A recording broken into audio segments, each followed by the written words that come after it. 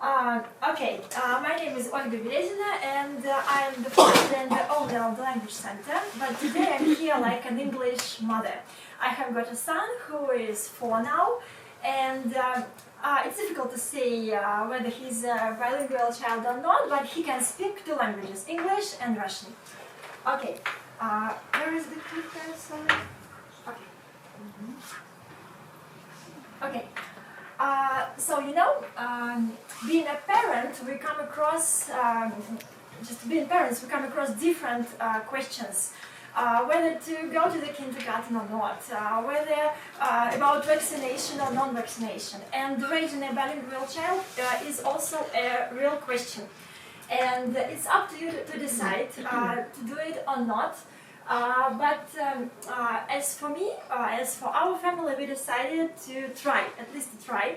And facing this question, we started finding the material, just finding the answers.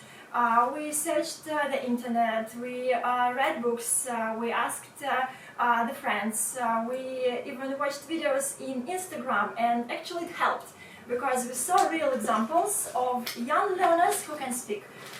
They didn't just learn poems by heart, no, they spoke real natural language, and it was cool.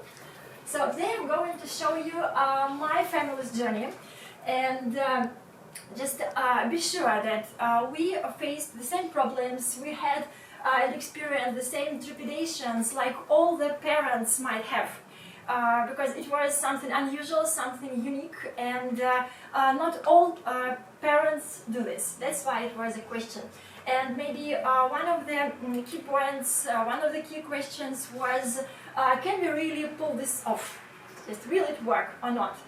And but at first, just as a result, we decided to try.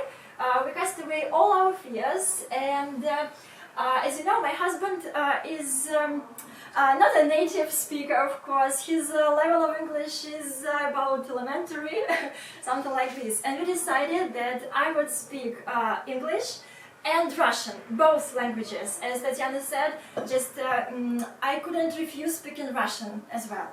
And he will speak just Russian. So he will not use English because he is not proficient in it. So that is why it was our decision. And just what does it mean to be a bilingual? As you know, there are a lot of definitions, but I'm going to stick to the most inclusive one. To be a bilingual is the ability to speak, to read, to write, and even understand more than one language. So more than one. In our case, it's English and Russian. And you know that a child can get used to different situations. For example, if he speaks Russian in the kindergarten, he will do it. And if he speaks English with his mom, he also will do it. And for him, it will be very easy to switch between languages. So he doesn't even notice this change. So it's surprisingly, but this is a fact. And now, today I'm going to speak about my private experience, and we will go through 6 common myths about bilingualism. So the first one is only real intelligent children can be bilingual. You know, when people see my son, they usually say, "Oh, he is so smart, he can speak English." But actually, okay, it's very pleasant, and I want him to be really intelligent and smart. But actually, it's not so true because it's just a usual fact. It's a natural ability of all the children. So every child can learn multiple languages from birth. According to the scientists, the usual, just a normal kid, can learn up to 7 languages from birth. Can you imagine 7 languages? And it happens really natural. And if we speak, just as for your question, if we speak about a 7-year-old child, is it easy for him to speak 7 languages? We have so many troubles with even English at school. We have students who have a lot of difficulties with present simple, with this and an S and so on. So if we speak about learning languages from birth, it's really important. But the key points are about motivation, instruction and practice. if you carry this out, you will have a success at the end. That is why we paid a lot of attention to what we read, we heard, and we spoke, because it was really important for me to find the good materials for him. And as you know, the first step was to find good books. To find good books and to motivate my child to read them, to be interested, and to just to encourage him. Of course, he played with them, he read them, we did everything with them. And now we have a huge library, and yes, we are proud of it.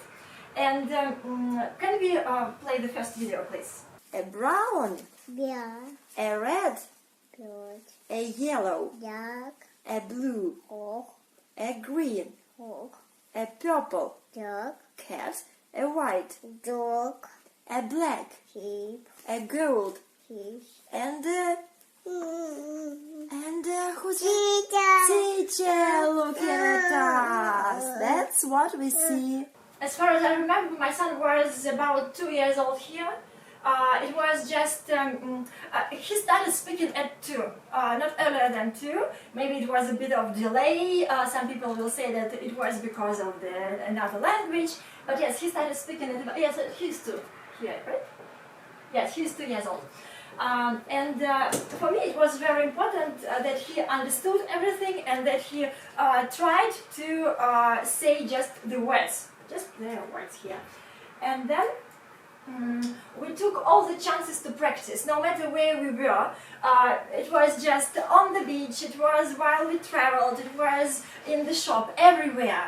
And I didn't pay attention to all the people who looked at me like I'm a crazy mom. Just I didn't care at all. And I don't care even right now when we go out and when we speak English. But now these people just look up at me, yes? And when it was maybe 2 years ago, they thought that I'm crazy.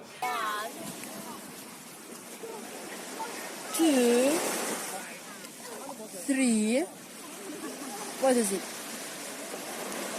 4. Yes.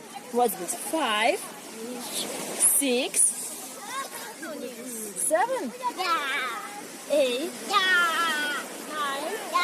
What is it? 10. Yes. Myth number 2. So bilingualism leads to confusion, causing children to mix languages and never become proficient in either. Actually, it is fact that it's normal for children to mix languages as they learn them. And here, it's a natural course of learning two languages.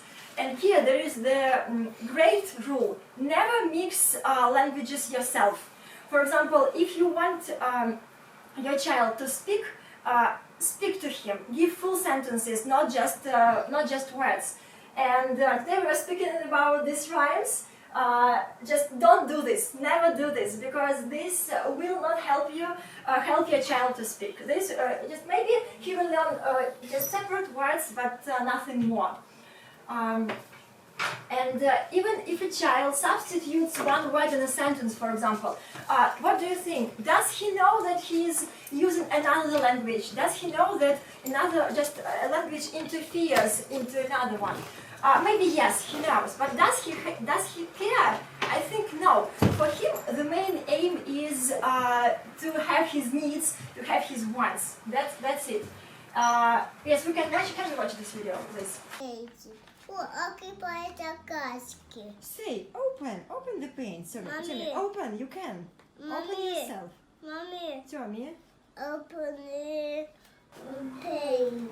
He repeated this phrase. Red. And then we discussed the colors and the stuff that he was sure with. So,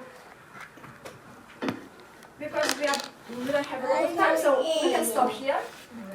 Thank you so much.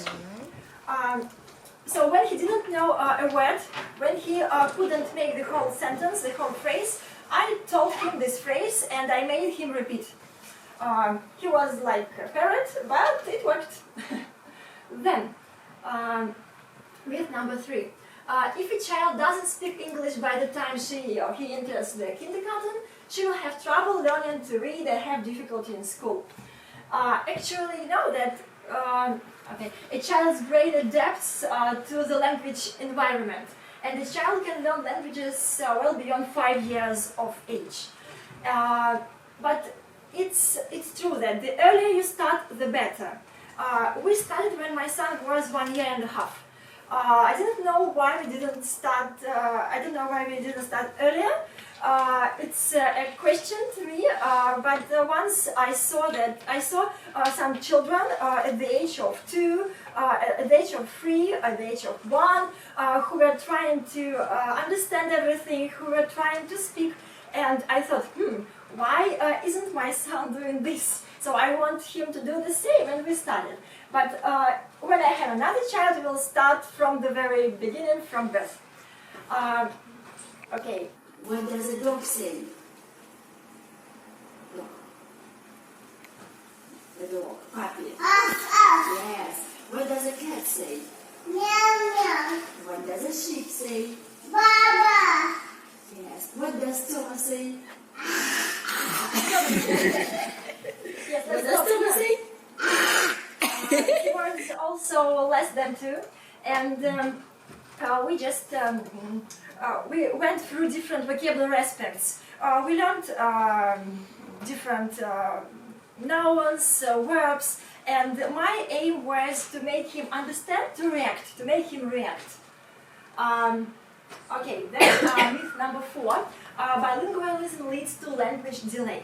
And the fact is that children learning 2 languages sometimes start talking a little later. It's true. Maybe that is why we started talking when we were 2. Maybe that is why.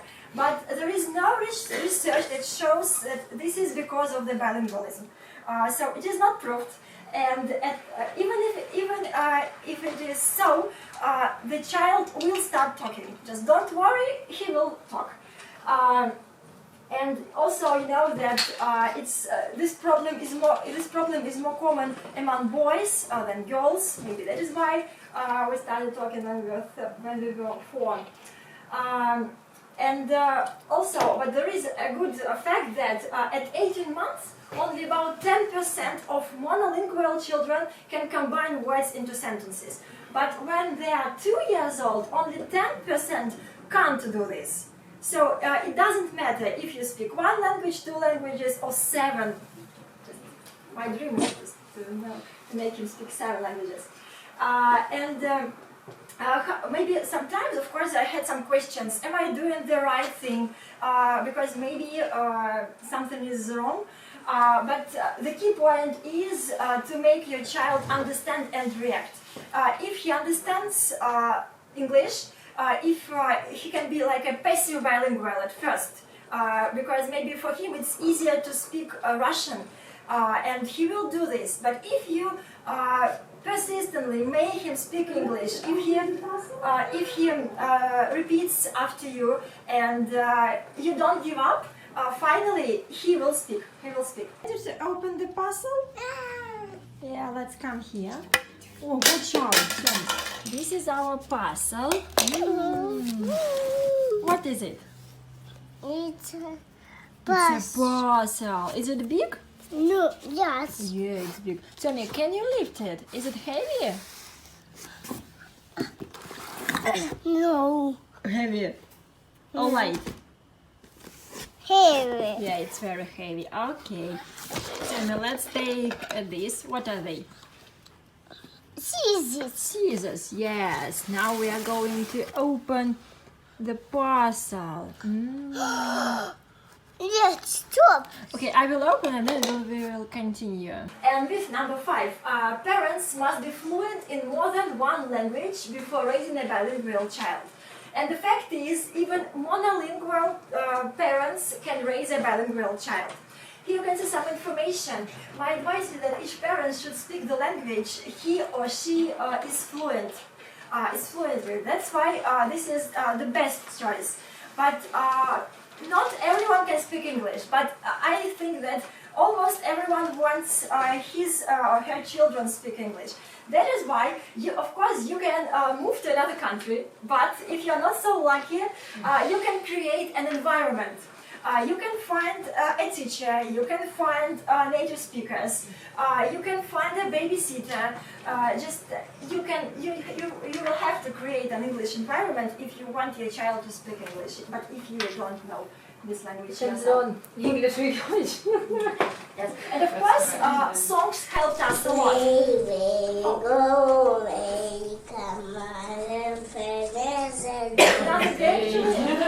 But he knows it. So sometimes, just once we woke up in the morning, it was raining, and what shall we do? Of course, we sung these songs, and also nursery rhymes. Here there is a nursery rhyme about mommy finger, daddy finger, and so on. When we started, he just watched these videos. Of course, I played, I tried to mime, I did the best that I could for him to encourage him. And maybe in half of a year, he produced everything. It was a big pleasure for me to hear this. So what are you doing? Are you singing? Finger, where are you? I do. Clap your hands. And the last myth. Children absorb a language passively like a sponge. And the fact is that a child's brain is wired to learn different languages. And the poor language environment can lead to a child becoming a passive bilingual. This is very important actually, because there is a key rule: use it or lose it. And maybe if you are all teachers here, you had 2 or 3 languages at university, but if you don't use them, for example, my second language was French, but now it's really difficult for me to speak French. I can understand everything. I will try to speak, but it's not so natural, it's not so easy for me. And if we don't create circumstances in which our child can hear, in which he will need this language, then unfortunately he will try to forget it. It's a natural process too. Let's finish with one video, please. Can we watch it? Yes. So it was, do you know Peppa Pig? Yeah. Of course. So you know this. And we liked the cartoons, we liked the books, and there is a book about, where is this? Yes, Hello Helicopter. Yes. About tortoise that got stuck in the tree. And he tried to, he liked this book a lot, Mommy, and he played. Hello, fire helicopter. Hello. Now let's get the circus out of our kids. This circus name Tiddles the Tortoise, not the Tortoise. It's not, let's the And now, Tora, I have a good idea. Let's read this book. Show me, where is this book? Let's find it. It's somewhere here on the sofa. No. Yeah, here. I have it. Come.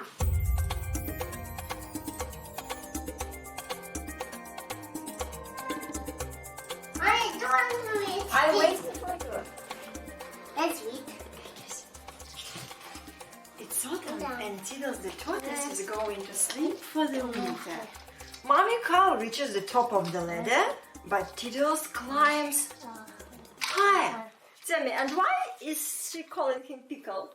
Because Tiddles the Tortoise, not the Tortoise, is little Is little and and green. green, right?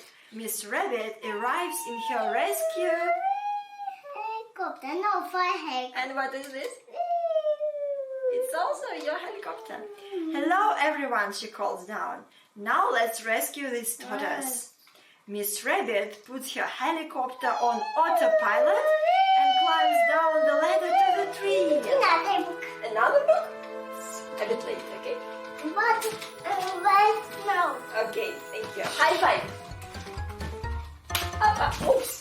My aim was to make these books real, to bring them back to our life, not just to read and forget. No, because he liked them. He likes all these helicopters and so on, and that is why we just brought it into our life. There is a video about running in the marathon, and also we did it in English. We are going to run a marathon today. Hooray! And this is your number. What number is this? 6, 2, 6. Yeah, and it's 626. Wow. Tommy, where shall we stick it? Yeah, yes. Okay, let's try.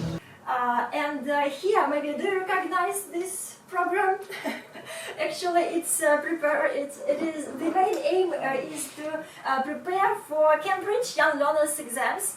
And now, this video was taken maybe about 2 weeks ago, and now he is ready. He understands everything. He can choose the correct parts. So now he's ready for starters too. I hope he's ready for movers, and I'm sure that when he's 7, we will take flyers. So this will be our first exam. And hands with 7 fingers. Hands with other 7 fingers. Super. Yes, well done. So look at me. Blue eyes and hands with 7 fingers. Jeremy, look at me. What's next? Oh. One more monster. Let's listen to him. Or her. Is it I a... want blue feet and a pink nose. Pink nose. Yes. First bullshit. Yes. Are these feet, Tommy? Where are the I feet? want blue feet and a pink nose. Yeah, right you are. And drag them. And what else? Thank you. What else does she need? Tom, do you remember? Yes, pink nose. A pink nose, okay. Wow, Great. she's so beautiful. Blue feet and a pink nose. And the key point is, whatever happens, just support your child. If there is a protest, okay, support him, but try to find a way out. Try to find another method, and it will work. So if you have any questions, here you can see some of my contacts. And in Instagram, I try to publish more videos and just my private experience. So now, if you have any questions, I'm ready to answer. Thank you. What is the proportion of English that you speak a day? No, it's more than 2 hours, I think. But he goes to the kindergarten, and this is the problem. And so we try to communicate in the evening, and now I try to speak all the time. All the time, because Before, when you started? when we started, at first it was different. It was about from maybe half an hour, then we spent an hour and 2 hours. So we tried to enlarge the time. Or make it bigger.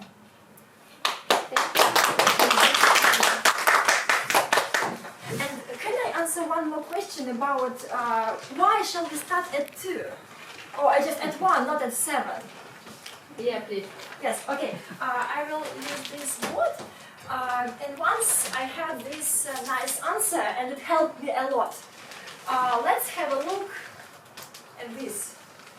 This is the sea, right, the ocean, and this is the iceberg, right? Yes. So when we look at it, we see just the top part of it. And you know, maybe this is us, all of us, because I think none of us was taught English from birth. Is it true? Yes. Yes. So our knowledge is here, and the knowledge of the children who are taught from birth is here. We don't see it, but they have it. It's very easy for them to understand a lot of stuff. they don't make so much effort to learn something, because they have this foundation, they have this base, and it helps them. So this is my answer for your question. Yeah, thank you.